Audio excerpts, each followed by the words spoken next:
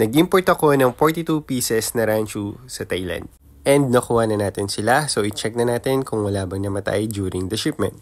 Thank God wala tayong DOA or dead on arrival or casualty sa ating mga in-import. Iba-iba nga pala yung kulay nito. Meron tayong red and white, meron lemon head, may full orange, may calico, may tiger calico, and some rare color na maganda i-add sa mga collections nyo or sa mga aquarium nyo. And enough with that, let's proceed naman sa pag-acclimate sa kanila since medyo na-stress sila sa biyahe and as early as we can, mas maganda na mai-quarantine na natin sila agad. Kasi hindi talaga natin may iwasan na maalog-alog sila sa eroplano, sa sasakyan, kaya mas mabilis natin sila ma-acclimate at ma-quarantine is much better. By the way, don't miss out this acclimation process kasi stress sila sa biyahe and baka ma-water shock pa sila and maging cause nun is yung pagkamatay ng isda. Sayang naman yung pera, di ba? So, kada may bago kang isda, acclimate mo muna para mag-match yung temperature doon sa plastic bag and doon sa tubig na nasa aquarium. I-float mo lang yung plastic bag for a couple of minutes. Safest is around 30 minutes. Then after 30 minutes, papakawalan ko na sila.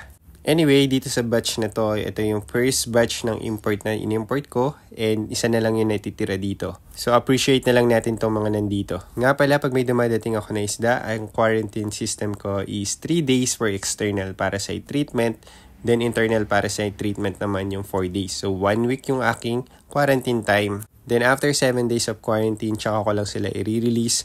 But plus 2 days kung ikaw ay outside Luzon. Kasi ang shipment na natin is by airline. Or kung mas malayo ka sa San Pedro is bus station. So medyo matagal yung shipment kaya naman kailangan ko ng 2 days na hindi sila papakainin para hindi sila magtae doon sa plastic bag. Kasi it may cause ammonia spike during the shipment and magkakaroon ng red spot yung mga isda. Stress na sila, nagka-red spot pa, and then no water shock pa, baka talagang madedo. And I really enjoy these colors kasi sobrang vibrant nila and ang sarap nila sa mata. Unfortunately ay nakuha na sila so wala na tayo na-keep dito sa batch na to. Kasi ang plano ko talaga every import is mag-iiwan ako ng isa or dalawa doon sa import regardless kung female or male. Kasi gusto ko mag-collect ng mga breeding materials. Pero sa batch na to meron pa palang dalawa pala na natitira pa. This one and also this one. This one is the biggest ranchu na na-import ko sa Thailand. By the way, my hands are big, but this one is so handful. Talagang sakop niya yung kamay ko. Sobrang laki niya talaga. And currently, this is the biggest ranchu that I have. But compare it to this one is massive. Anyway, proceed tayo sa isa pang plastic bag. These guys are all males. So kung naghanap ka ng mga males and also kung beginner ka, I highly suggest to buy a males instead of a female. Kasi ang risk kapag panay female lang yung mga binili mo is pwede sila magkaroon ng egg bound. Ibig sabihin ng egg bound, hindi nila na-release yung mga eggs na nandun sa belly nila. Kasi walang male na tutulong sa kanila para ilabas yung mga eggs. Unlike naman pag mga males is hindi ka mamumblema sa egg bound. Ang advantage lang talaga ng female is they are more rounded dun sa mga male. So, mas mukha silang chubby. And sa batch na to, ito yung huli kong in-import kasi 3 batch yung in-import ko.